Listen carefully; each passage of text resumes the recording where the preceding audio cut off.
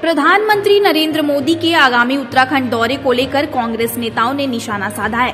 कांग्रेस नेताओं ने मोदी और अमित शाह के उत्तराखंड दौरे को चुनावी दौरा करार दिया है। सांसद प्रदीप टम्टा ने पेट्रोल पदार्थों पर लगातार हो रही बढ़ोतरी पर केंद्र सरकार को घेरते हुए कहा कि पेट्रोल डीजल की कीमतें 100 रुपए के पार हो गई हैं, जबकि गैस सिलेंडर के दाम 1000 रुपए से ज्यादा हो चुके हैं।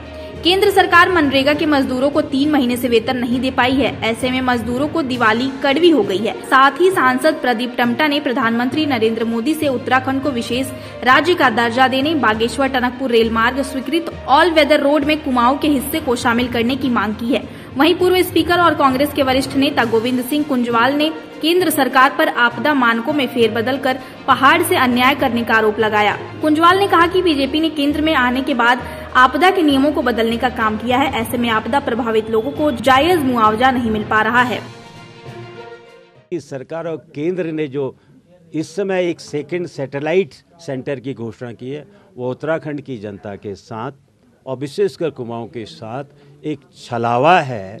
और ये छलावा मैं प्रदेश के मुख्यमंत्री जो एक क्या इसको वाहवाही के रूप में, उपलब्धि के रूप में बखान कर रहे हैं, मुझे ये उस पर तरस आ रहा है। हाँ, इसलिए मांग है कि एक एम्स की स्वतंत्र शाखा कुमाऊं में और विशेषकर पूर्वोत्तर अंचल में बनाई जाए और हम इसके लिए कटिबद्ध हैं। जिस तरह का दौरा गृह मंत्री का इस प्रदेश में रहा है, उसी परिप्रेक्ष्य में प्रधानमंत्री का दौरा भी होने जा रहा है। मुझे जरा सा भी आशा नहीं है कि प्रधानमंत्री यहाँ आकर कुछ देने वाले हैं। भारतीय जनता पार्टी की सरकार जब केंद्र में आई तो उसने आपदा के मानकों में एक बहुत बड़ा परिवर्तन किया।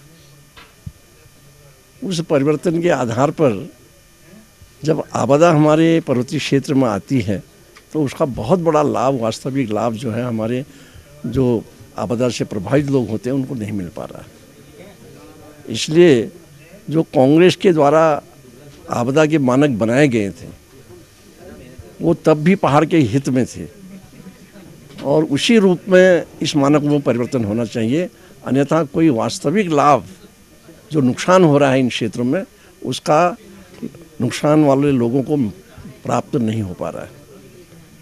बहुत कठिन मानक बना दिए हैं और कहीं पर जो नुकसान हो रहा है, नुकसान आपका 5 लाख का हो रहा है तो उसको 50,000 तक नहीं मिल पा रहा है।